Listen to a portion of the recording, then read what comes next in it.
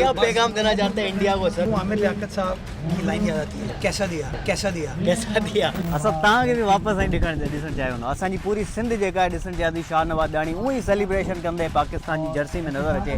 वापसि अचणु टीम में ॾुखियो हूंदो आहे, परफॉर्मेंस करे टीम में वापसि ज़रूरी आहे। मोतीउल्लाह जो 1956 में भी ओलंपिक में थे और 1960 में भी थे, जो पहला ओलंपिक गेम जीता पाकिस्तान हॉकी ने, जिसकी वजह से ये नेशनल स्पोर्ट्स हुई। किक बॉक्सिंग जी टीम आहे जेका उज़्बेकिस्तान वञण लाइ तयारु आहे एशिया कप खेॾण लाइ।